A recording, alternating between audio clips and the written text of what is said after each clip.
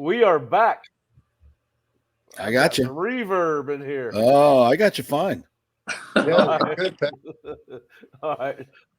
I can tell you can hear yourself back. All right, yes. so yeah, I can hear myself back. I had YouTube going to send you that link. All right, we are back with a victorious edition of Seminole Sidelines First Impressions as FSU beats Clemson 31-24 in overtime. And boy, it was a tale of two halves, offensively, defensively for both teams. But a couple of things we learned about was that fumbles for touchdowns change momentum in games. We saw it happen last week at Boston College, and we saw it happen for FSU tonight as Kalen DeLoach makes a strip sack fumble and then goes and picks up the fumble and returns it for a touchdown.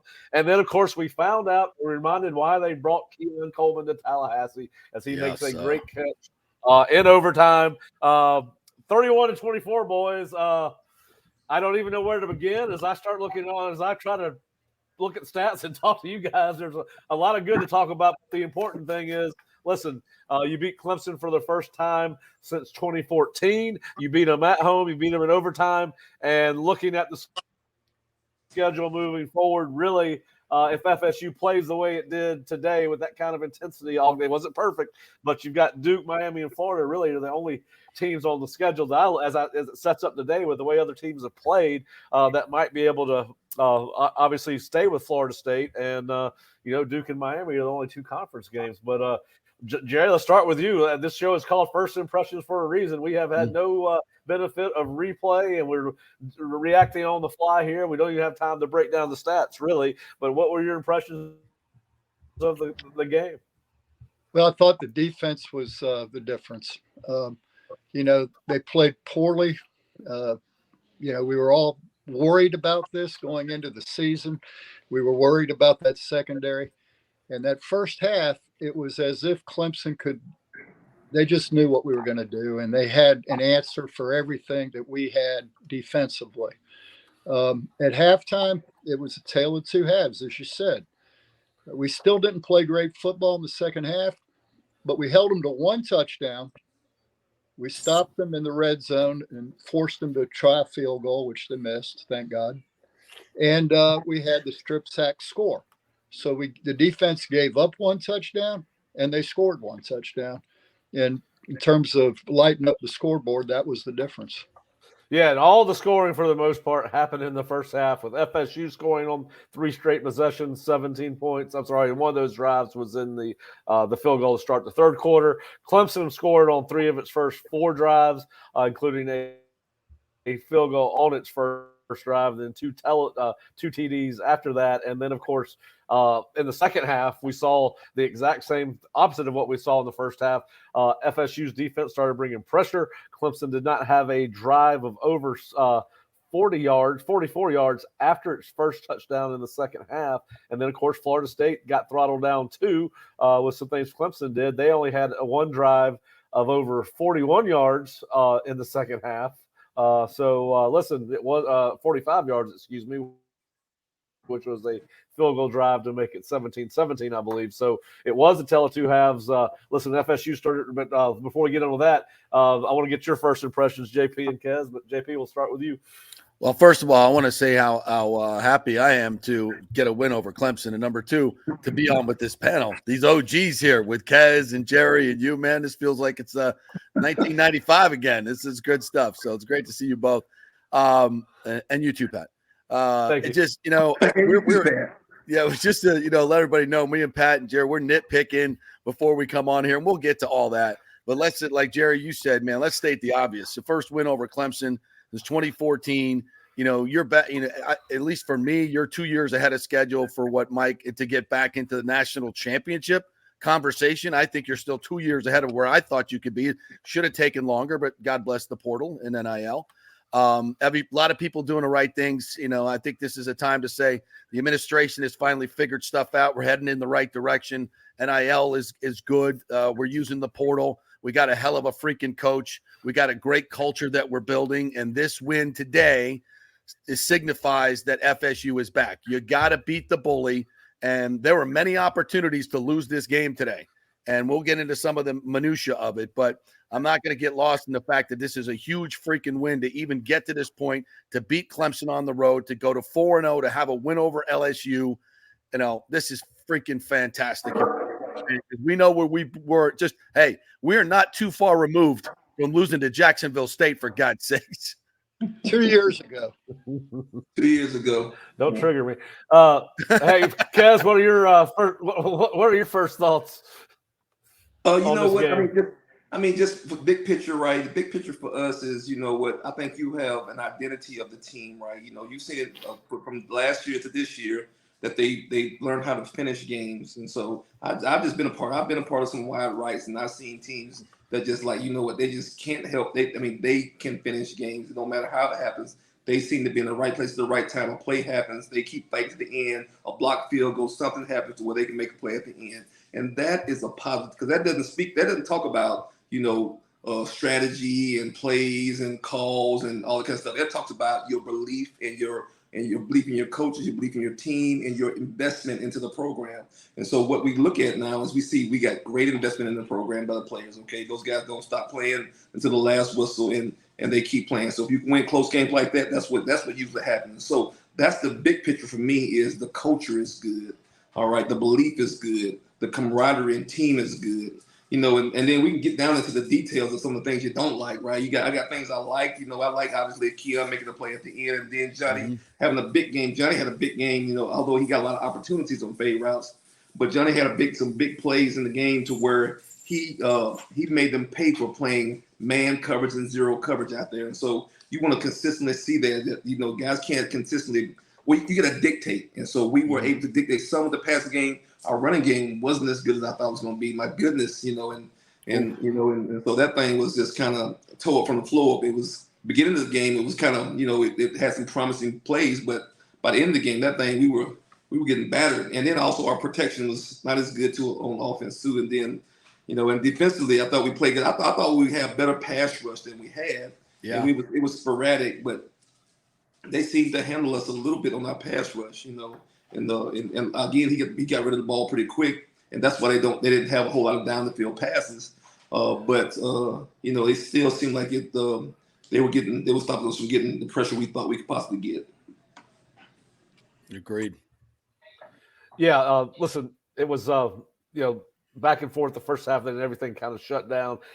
Listen, I was a little bit surprised when you look at this that FSU ran for an average of 0.03 yards, 0.3 yards per carry in the second half, and was still able to pull out this game for the day. 19 rushes for 21 yards. If you had told me that Florida State was going to be made that one-dimensional on offense, I don't think I would have told you they won the game. Yeah, you know what? I don't know if I saw. But, you know, obviously, the big play struck for them. Yeah. And that's kind of disappeared out of the offense. Yeah, usually they run that counter. I mean, they run that counter like a million times, and I don't recall seeing a whole bunch of it. Right, that counter play that we like so much, and so I think we saw maybe a couple of counts. I remember a couple of counts, but we just didn't. You know, we used to measure on that. Today it didn't seem like we measured on that, and so. I don't know why, you know, the certain looks that they didn't like or matchups, but, you know, some things look a little different in the running game. Kez, what did you see from Adams Fuller's defense in the first from the first half to the second half? The obvious things to say they brought more pressure, which they did, and it did seem to work. Yeah. But what did you see, and why do you think he made that adjustment, other than obviously Cade Klubnik was picking them apart in the first half?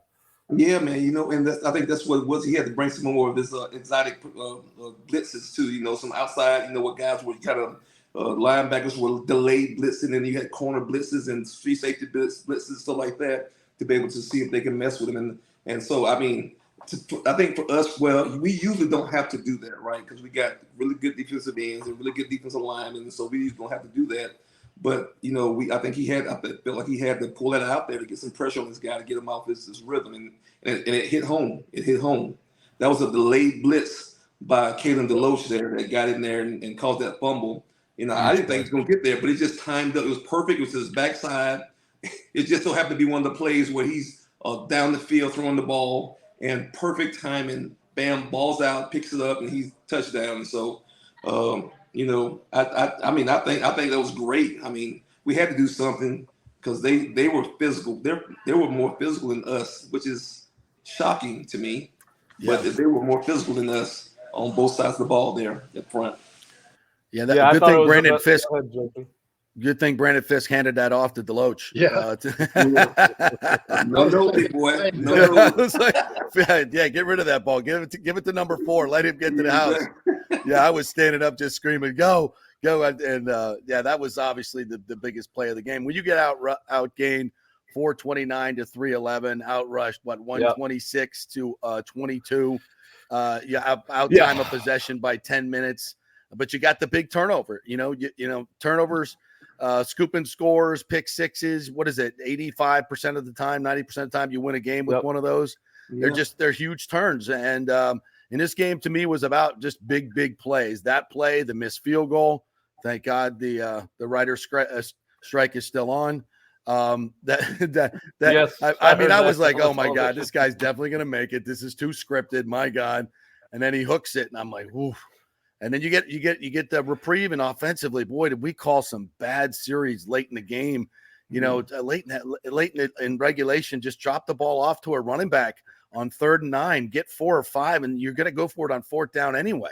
So I thought the offensive play calls, the last 2 offensive sequences were god awful. Taking deep shots, didn't need to take those deep shots. And I wonder, guys, you know, when Travis hurt his hand, he seemed oddly inaccurate second half. I thought he missed a lot of throws that he doesn't usually miss. I think we might find out that he has a finger injury of some type on that hand. Did you notice that? Well, I know him run for his life. Yeah, that too. Yeah. Listen, they couldn't sustain a drive. Go ahead, Jerry. I thought there were a couple of times where he took deep chunks. We had one that was a 3rd and 10 or 12, and he threw it deep to, I think, Johnny or 4, but he could have run with that ball and probably first down. And the other one out of the end zone, I kind of thought a quarterback draw there they had a hand rush. Yeah. And he could have gotten us 7 or 8 anyway. It was a 3rd and 19, but at least it had given the punter a little bit more room. Exactly. Yes. Yeah. By the way, what a game Alex Mastromano had, by the way. Yes. I mean, he flipped the field a couple of times for FSU, and I don't think we'll spend enough time mentioning those guys sometimes. But I thought I saw you. I don't know if you guys saw, but it was one play. It was like a play where we had to have some yards. It was kind of late in the drives, and then Jordan slid. He slid, and that was kind of I was like, you got to understand the circumstances of the game. They protect yourself, but sliding and getting a 2-yard gain is not.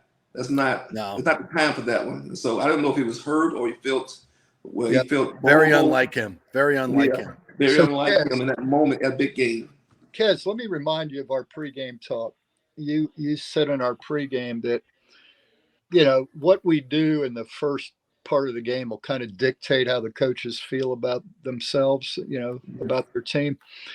But I thought about that, what you said when he slid. That kind of spoke to me about how he feels about himself right now. Yeah. I mean, his hand might be hurt, his shoulder might be whatever. Yeah. He felt the need to get down for some reason. Yeah, he did. And the circumstance of the game didn't, I'm sure he knew that we needed this, right? Yeah. But for he him must to have make been a hurt. play, he didn't feel comfortable. It seemed like he didn't feel comfortable. Well, there were times where you could tell he was favoring that left shoulder. He kind of dangled it a couple times. Now, not all the time, and but they did mention it a couple times, and he kept messing with his hand. I know he cut his hand open, and listen, those things aren't terrible injuries, but all the nerves and your fingers and your hands, those things continue to bother you. It's painful if nothing else, even if it's not severe.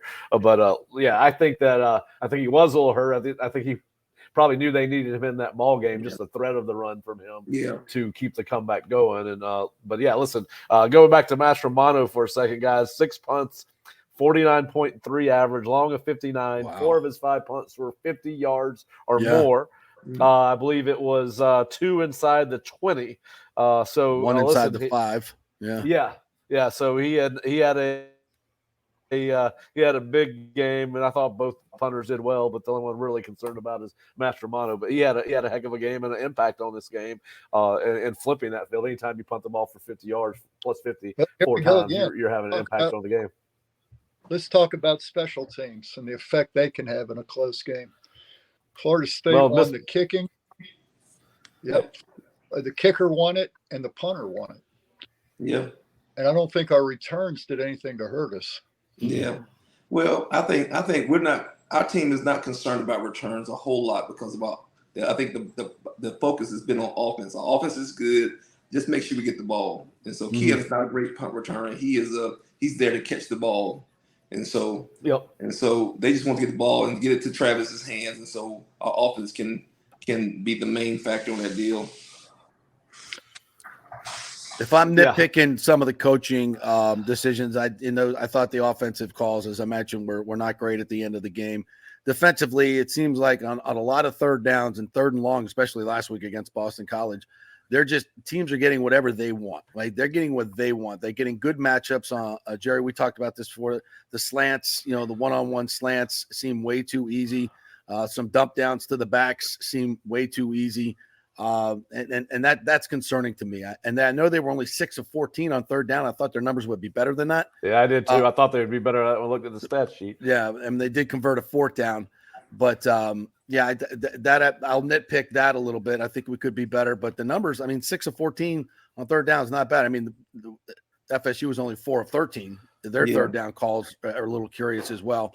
But defensively, I think there's more talent here. I think they can be better. And I was surprised that they were pushed around up front as well. I thought we kind of early in the game, they went to Shipley on 3rd and 3, like in the old days, like last year, they did that a lot. And it was on 3rd and 5, they were giving it to Shipley and he was getting it every time. And so they tried that in the first, I think it was the first series, and FSU stopped them. I'm like, okay, that's a difference. But then as the game wore on, I think they were winning that battle, which is why in overtime on 2nd and 1, you throw the ball out to the perimeter and lose 2 yards. I'm just sitting there going, what are you doing? And Dabo's running on, yelling at Klubnik, 1 yard. And I guess he had a check there that he could go to, but my God, they could have handed it off to Shipley just into the end zone in overtime. Yeah, 2 plays. You run it up the middle. Sorry, not sorry. Zone, you run counter. You're right.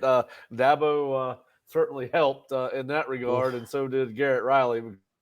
Yeah, you know what? You do not give a quarterback with 4 starts that freedom. I'm sorry, just don't. It worked out to FSU's advantage.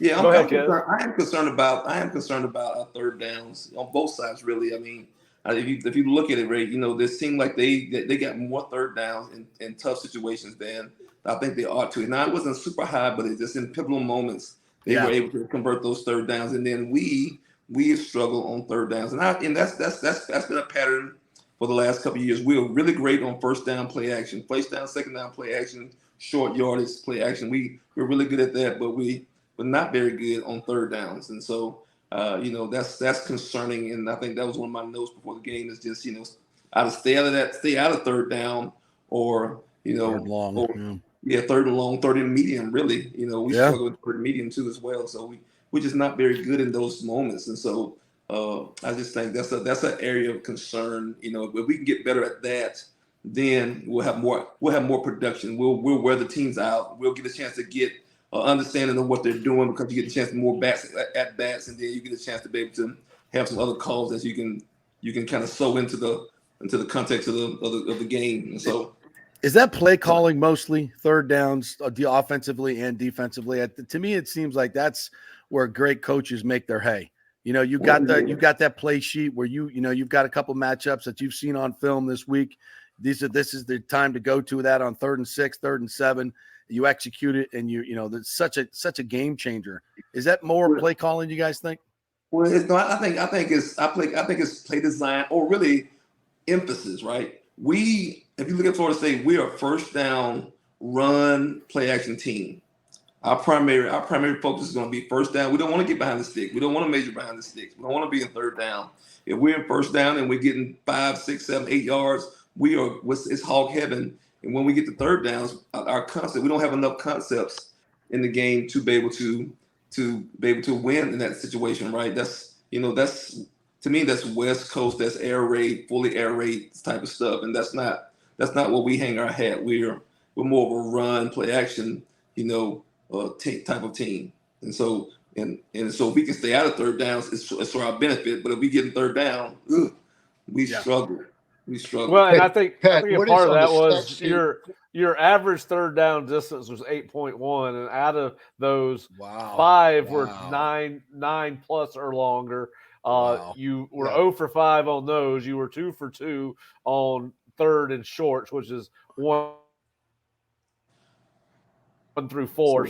And you were only 5 for 9 passing for 42 yards in those situations. So obviously 8 times 9, 72. So you didn't get anywhere close to picking up the yardage you needed. And I think some of that was, as Kez said earlier, some of the pressure Jordan was under. You didn't have a lot of time to get off the ball. Get the ball off. I was a little bit surprised at FSU. Now, I did think this coming into the game. I thought this was the best defensive front they'd seen all year. I thought it was better than LSU. I think it's the best defense they've seen all year.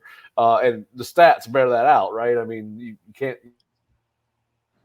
run from that. And I don't know if they'll face them. The good news is I don't know if they'll face a better defense as we move forward with the schedule. But yeah, the third down was not very pretty again this week. But listen, Clemson did not, they were 42%. At least 2 of those were drops too, right? At least 2. Yeah. Johnny dropped 1 and Keon dropped a third down. Yeah. Both of them, right, Kez? Yeah. What are we doing there? What are we doing with Come on now.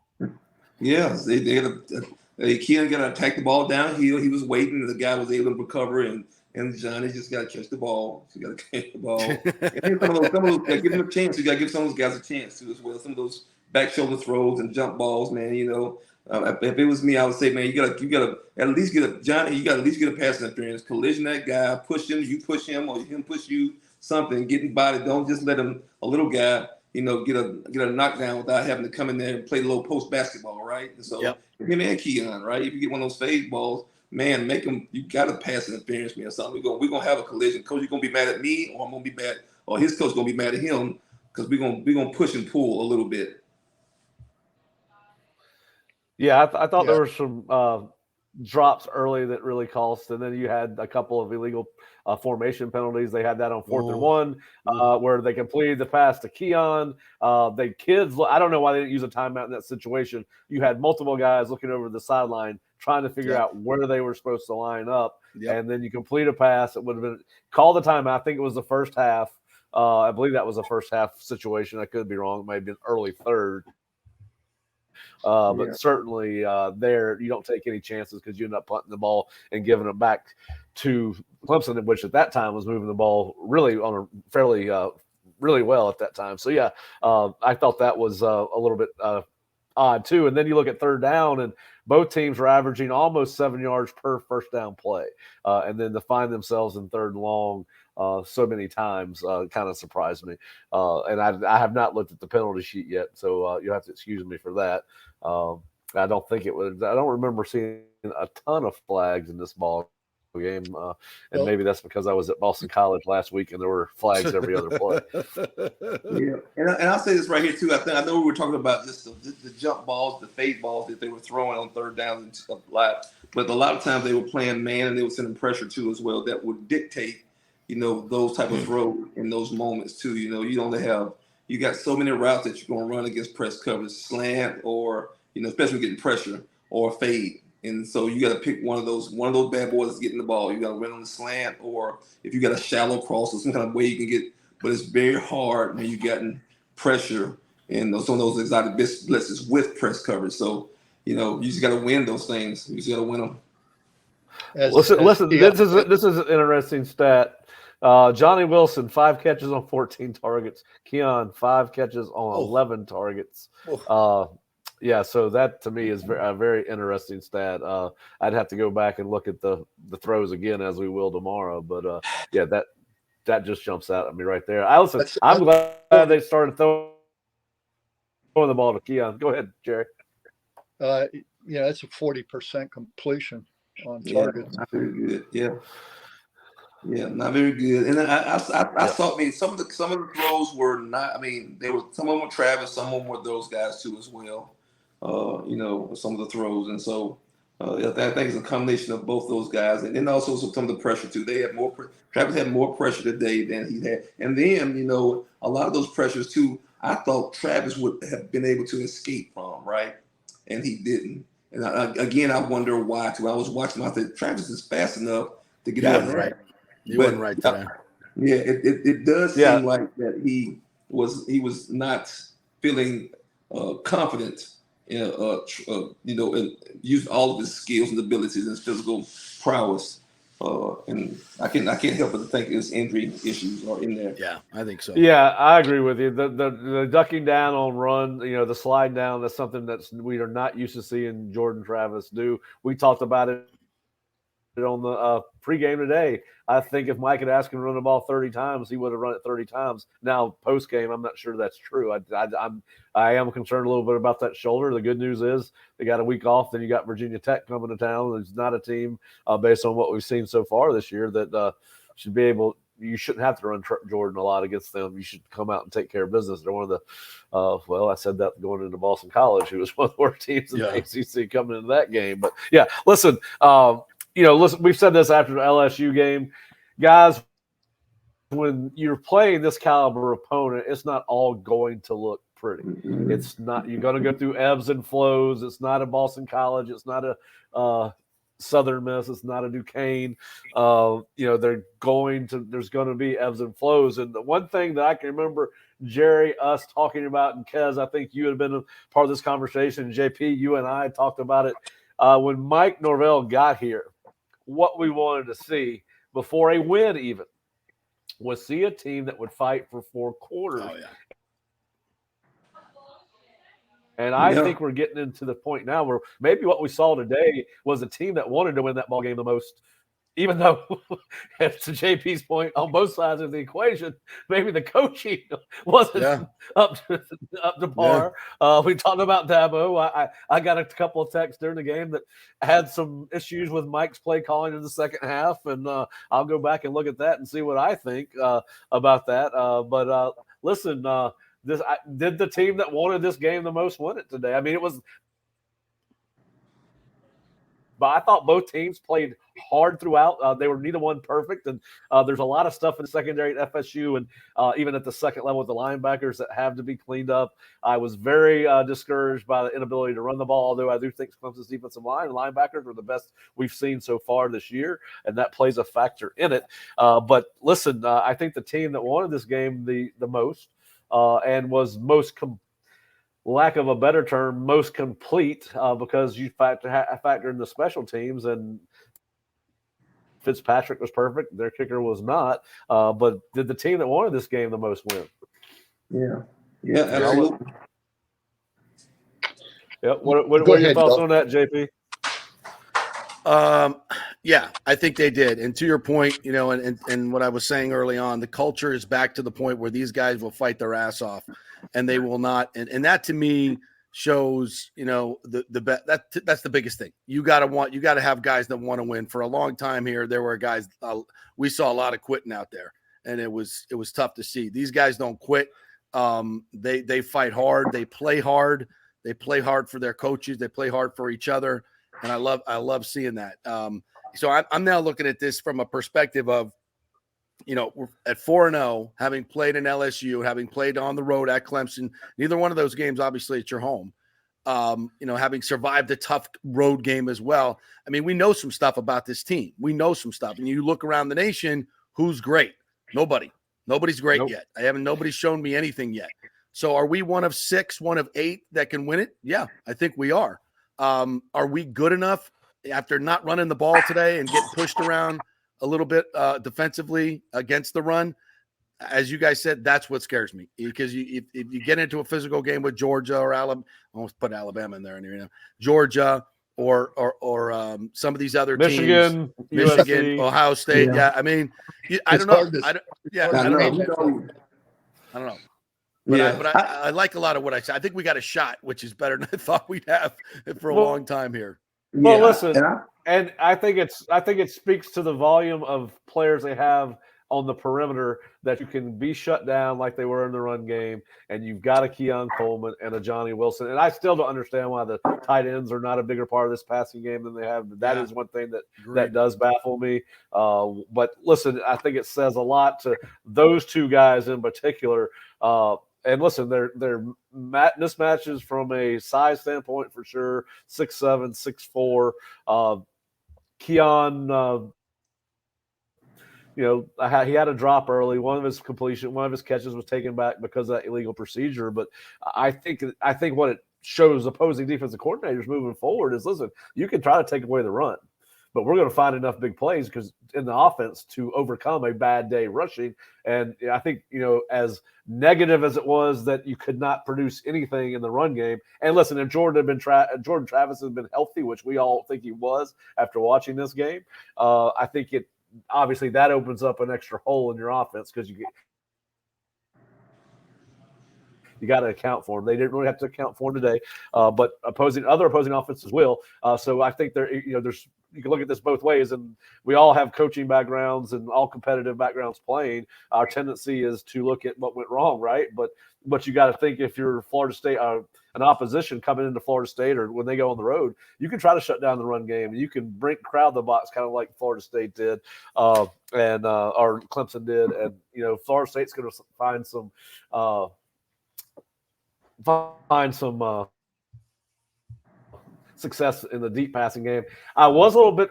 Listen, I did not see Clemson play a lot of man free during the course of the regulation, but they played man free in that overtime period when they hit Coleman for the winning touchdown. Kez, did that surprise you a little bit? Yeah, man free. Yep. Single high safety. Yep. Man free or robber. They robbed a couple times. They dropped in they robbed the underneath, stuff like that. And yeah, they had quite a bit of that in the game where they had some man free in there. And usually most college teams are going to play too high look, and they got the safeties rolling down for run support and all that kind of good stuff. But that was one of the things because I was concerned about too. But then also, like, you had Jaheim. Jaheim played most of the slot reps, right? Usually it's Jaheim is playing tight end, and then you have one of the Winston Wright or a doggone, I can't think of my name, 7 is in there playing the slot. And they didn't get a whole lot of run today. They didn't get a whole lot of run. There was a lot of Jaheim in there. And so and I saw him have some opportunities to have some one-on-one balls with some guys too as well. And they just chose the better looks, right? And I think I said it before, quarterbacks have their guys, right? You got to gain their confidence, right? And quarterbacks got their safety blanket. As a former safety blanket, I know how it works, right? And so, but those are some of the things. And then also tackling from the secondary too, as well. I saw that at the beginning of the game, right, that we struggled with keeping contained and making tackles from the secondary that gave them opportunities, especially on their backs, to have bigger plays. We did not do a good job of tackling their backs in the open field, and so. Those are some of the concerns there. Now, one of my biggest things is right here is I'm trying to reassess and think, okay, what is Florida State's identity, right? I thought, for a while, I guess at the LSU game, I thought, man, the defensive line is stout, man. We can pound up some run, right? And this game right here, they didn't run it all crazy, but they were consistently pushing us back. We wasn't playing on that side of the ball. We had some good plays. And then on offense, right, just, for us too, is ability to run the ball and, the matchups outside, consistently hitting those matchups outside. I thought, what is our identity? And I'm reassessing that now to figure out what's our identity. And I know what our overall identity is. We don't quit. We're going to play hard. We're going to make a play. But just, offensively and defensively, who are these guys? I'm right now, I'm trying to assess that now after this game. And the skill sets and our confidence in those skill sets. Listen, I thought they did a good. Go ahead, Jerry. I was going to say the keys to me for this game was poise. Poise under what was going to be pressure, and Clemson made it. I mean, they had a great momentum run in the first half, and we survived it at halftime with 17-14. There were several times that they made a good run at us, and we responded.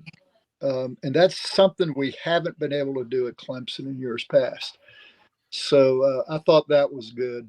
And to Clemson's credit, we had some momentum there, and they fought back. So sometimes when you're standing toe to toe throwing haymakers, you're not going to look pretty doing it. No. And so it wasn't pretty, but I thought we did see some identity. That's what I said. This game would be an identity game for both fan bases because neither one of us knew what we had coming in. I'm still not sure what we have other than the fact that we'll fight.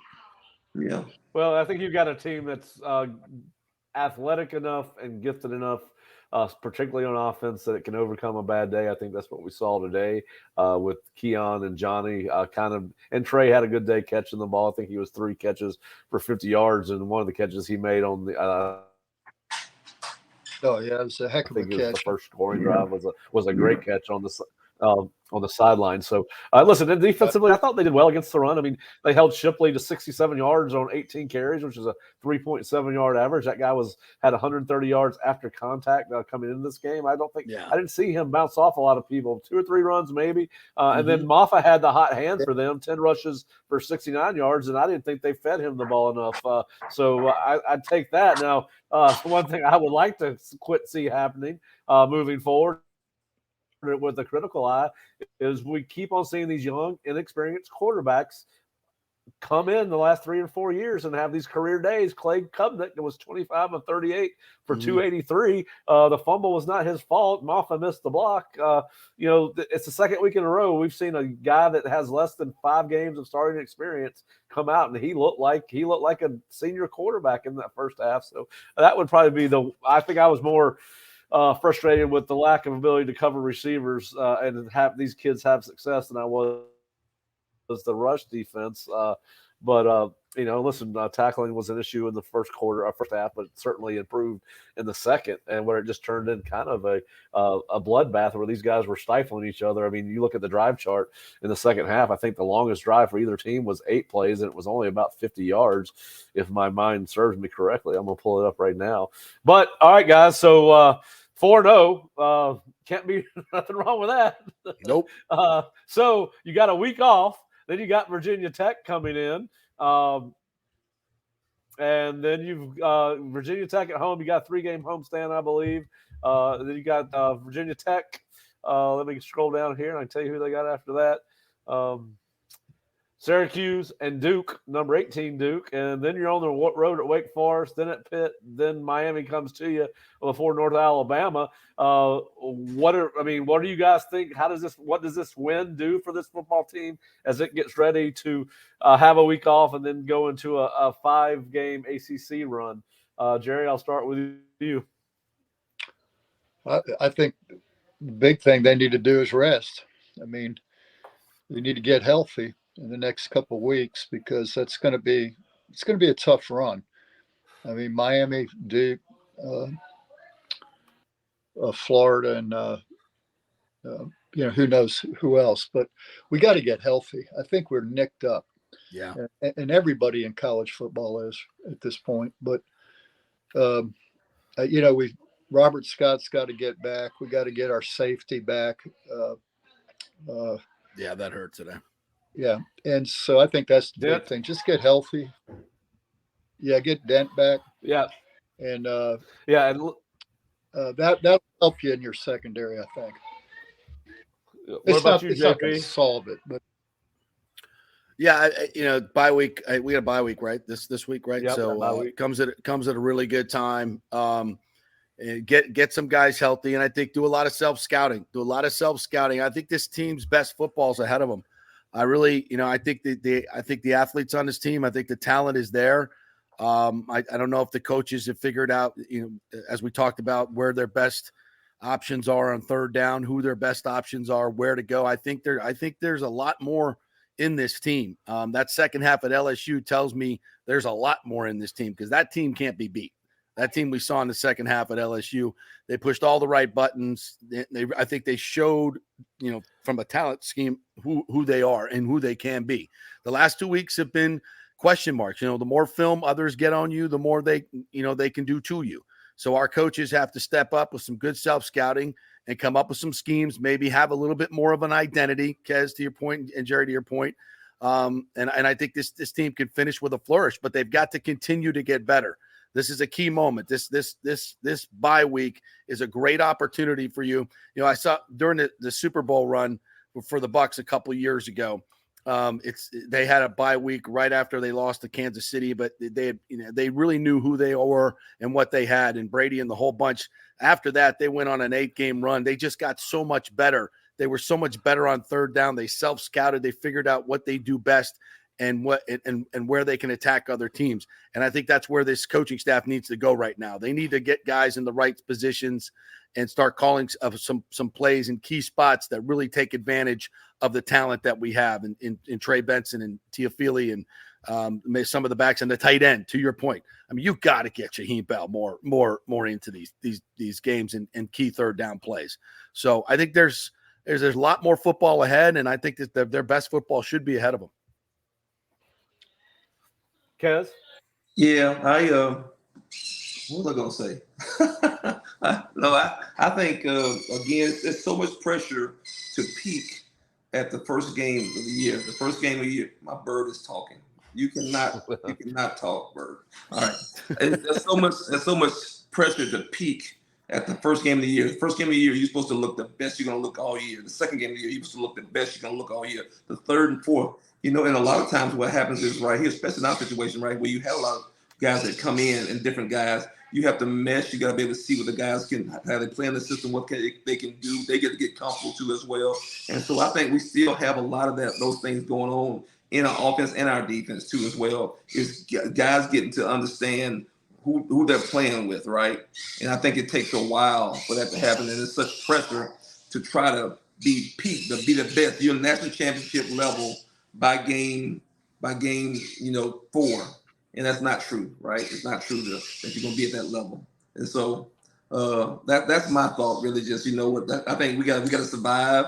And until we find that rhythm that we need to have on offense and on defense, who needs to be in the game, what situations, what things they do well, we got to be patient to get all the pieces in the right place. Yeah, listen, I agree with a lot of what you guys said. I do think their best football is ahead of them. I think they've got 2 weeks to get ready for a very average Virginia Tech team. I agree with JP. I think they've got to get some people in the right places. I'm not sure they don't need to move Kevin Knowles back to corner and get these young safeties ready over the next 2 weeks. And then if they get Dent back, then that move is a little bit easier to make. Certainly, they'll have some time to do those type of things. I was sitting here thinking, I remember Rodney Hill saying after last week's game, he went in the ball underneath the Boston College Stadium that, they were happy to win, but there was no party in the locker room. I guarantee you there's a hell of a party in that locker room tonight. And it'll be anything but a quiet plane trip home, which it was last week from my understanding. And I guarantee you there'll be a hell of a party in Tallahassee, Florida tonight. And I bet Jerry Kutz is going to be a part of it.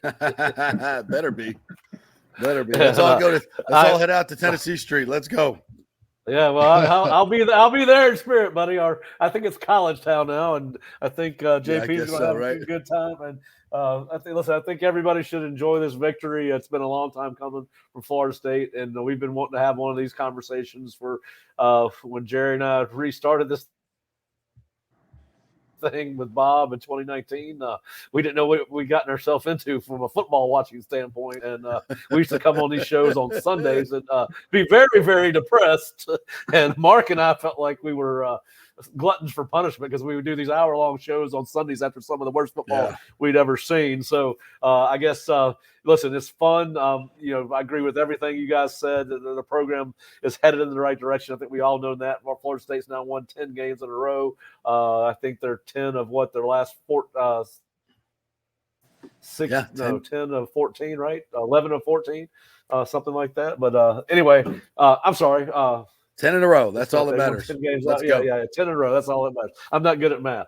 That's what we just learned today, too. All right, guys. I appreciate y'all joining Thanks, me. Pat. Everybody wants to go enjoy the celebration. And Florida State rolls to its fourth straight victory of the year with a 31-24 overtime win over Clemson for their first win since 2014. Woo-hoo. And if you're not an Osceola subscriber, please go to theosceola.com or floridastate.rivals.com. Bob Ferrante and Kurt Weiler are on scene at Clemson Stadium, and they will have post-game coverage on the website. And obviously, we will start second watch Sunday with Mark Salvo. It may start as early as tonight. Mark is at a wedding, which he's certainly not happy about.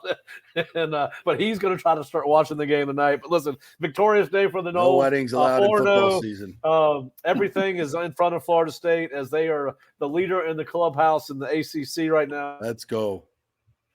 See you guys. I was the only 2-0 program in the ACC, and some big games tonight. Good night, guys. Have a good one. See you guys. God bless you.